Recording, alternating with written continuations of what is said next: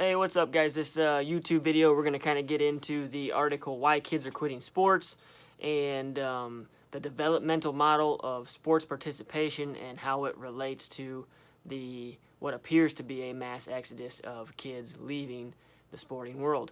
So what we're going to talk about first is that article. The article, Why Kids Are Leaving Sports, we have to stop calling it an article.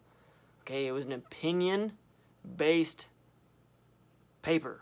That's it. No research, no facts, no nothing. The guy put his opinion out there. And while his opinion may be true for his specific area or for his kind of life, we have to recognize that what is true for him and what is factual across the board may not always be the same. And in this case, I really don't think it is. He called out some specific infrastructures that he has had negative experiences with that don't necessarily translate to how the rest of the club culture and club scene handles their business. But you can't deny that kids are quitting sports. I mean, 30,000 kids have left basketball and football. It's a 30-year low for sports participation. That is not negotiable. That is factual information. So what I want to do is present to you guys a sports participation model that I believe would help cure what appears to be a fleeing from the sports realm. And like I mentioned before, it is called the developmental model of sports participation. Okay, I'm getting this information from a couple different research papers. There's a book called Developing Sport Expertise that I like to reference a lot. I can put a link to this in the description, all kinds of stuff. But we're going to run through this real quick because what it addresses to me that's most important and an incredibly hot topic in the sporting world right now is sport specialization. We talk about it, we hear about it all the time. Kids are specializing too young. Kids need to play 4 sports all through high school, all kinds of stuff like this, and this kind of addresses those topics. So understand that the information I'm presenting to you comes from research that studied sports like wrestling and martial arts, hockey, soccer, long distance running, a number of different sports throughout this kind of research. So basically what this developmental model of sports participation has done is it has divided your developmental stages into 3 different stages. The first is the sampling years. This is your childhood, okay? This is 5 to 12. So between the ages of 5 to 12, your child should, according to this model, should be engaged in multiple sports. And it is okay for them to sample a wide variety of sports.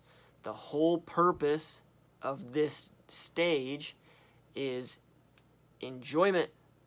Enjoyment is the purpose. You want your kids to have fun. You want them to experience sports. You want them to develop some intrinsic motivators where, like, I do this because I enjoy it. And it is totally dictated by kids playing the sport. Go out and play it. You know, you play the backyard football, you play a pickup game of basketball, you grab your buddies, you go in the wrestling room, you just roll around. A lot of structured, unstructured time, if that makes sense. So as a coach, you know, you have to structure your practice, you have to make sure they're being productive, but within that, you got to be very careful about how you interact with them on a coaching level. Staying away from judgmental remarks is incredibly important during this time frame. Kids want to have fun. They want to feel like they're succeeding, and it is important to put them in an environment that nurtures that sense of joy and stuff like that. So, like, as far as structuring practices and things like that, a lot of games, a lot of game-based activities, where to me personally, a lot of focus is placed on effort, and are they able to focus, and how is their attitude coming in and out of practice. Those are the 3 things that we at IAWC really key on in these developmenting years. We want kids to learn how to work hard.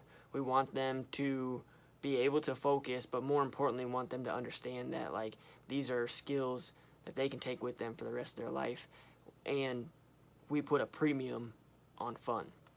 So we have a high standard, but we also encourage them to play and take risks, and we actually want them to be wrong as much as possible. It is an easy way for them to get over the fear of being wrong, but it's also easy for us to start developing relationships and get them to a place where they feel comfortable developing into their next stage. Their next stage is the specializing years. Okay, so the specializing years are 12 to 15. Okay, this is when your athlete starts to compete in fewer sporting activities. In line with that, the competition level will start to increase. Kids naturally will put more pressure on themselves. They'll want to get better. They'll start to care about winning. It's a natural progression of the development of an athlete. During this phase, you can really start to shift toward more deliberate practice. So now there are some structures in your practice plan where you're addressing specific issues. You're introducing the idea of situational drills in practice where, maybe edge of the mat or short time scores or short time up by a couple points. You start to introduce things like that, or hey, we're going to spend a lot of time today really focused on our head position on a single leg. You start to get into some fine details of things that will have an impact on their career competitively.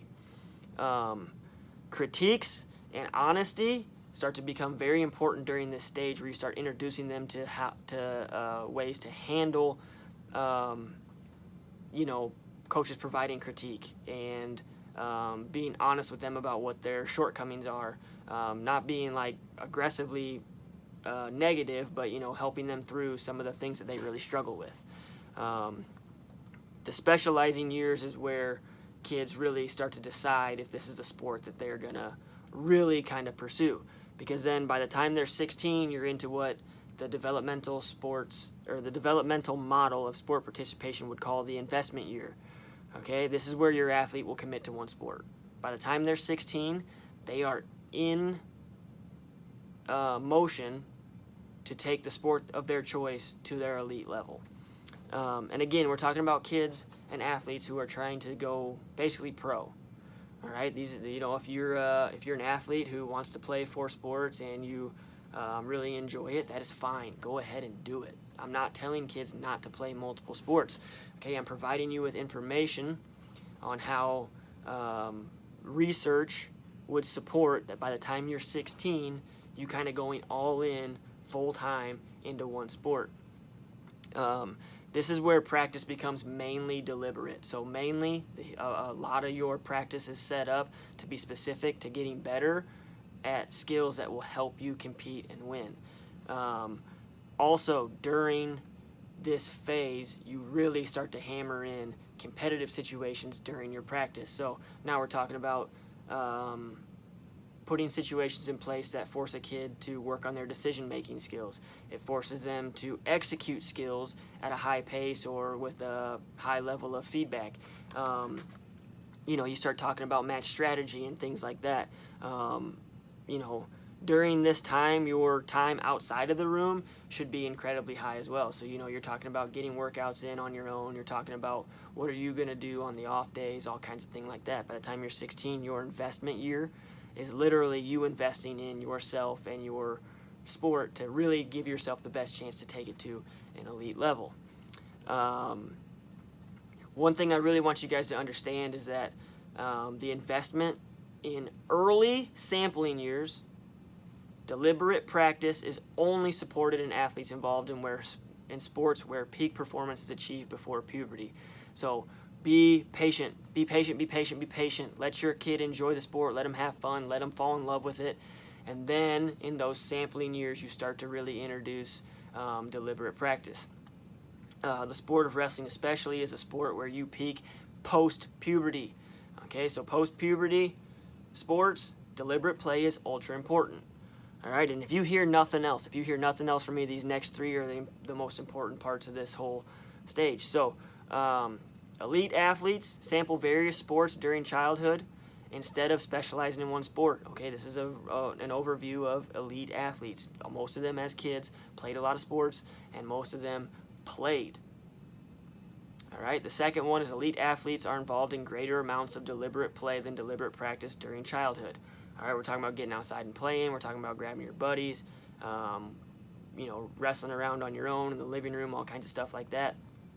For the sport of wrestling, because it's incredibly difficult for athletes to kind of just go play the sport of wrestling, as a coach, it's our job to frame competitions in those young years as games. This is a chance for us to go play and have fun and party and do all kinds of stuff like that. And then the third thing is elite athletes are involved in more deliberate practice and less deliberate play during their teenage and adult years. So you can kind of see how this model progresses not only in age, but in how detailed you are in your specific sport. The last thing I want to kind of talk about is the age at which your sport requires peak performance. Kind of slides this scale a little bit, right? So in the sport of wrestling, 16 doesn't seem too bad. I would probably kind of encourage 15, maybe even a mature 14-year-old to really get into the investment year a little bit ahead, so that we're talking about moving the specializing years maybe down to 11, 11, 12, 13, 14, kind of somewhere in there for your specializing years, 14, 15, starting to look into your investment years. A lot of that's going to depend on your physical maturity, and if you know it's going to be your sport. So if it's your sport and you know it's going to be your sport, I really don't see a whole bunch of harm in getting into being a one-sport athlete a little bit before 16. I do believe that before the age of 12, your kids should sample a lot of sports. It's good for their health. It's good for their development as an athlete. It's good for their mentality also. You'll develop a lot of good intrinsic qualities during this time period. But really, guys, I hope this video helps you kind of understand the process through which your athlete kind of progresses. But I also want to get away from the idea that, like, as a high schooler, you have to play multiple sports to make a jump into the elite level. And I want you to understand that certain sports are elite at different levels. I wouldn't consider a D1 college football player the elite level of football because the NFL exists, right? So you are, in a sense, an elite member, but you're not at the elite level, all right? For wrestling, the Division I level is the elite level because the post-grad market is such a tiny portion. I mean, we're talking about 50 guys total, right? So the D1 level for wrestling is your elite market. Gymnastics, you shift way down to like 15 years old. All right, so you can see how the scale slides according to what your sport is. But, if you have any questions about this or you disagree with me, please comment, get a hold of me, let me know. I'd love to hear from you. I'd love to talk more about this.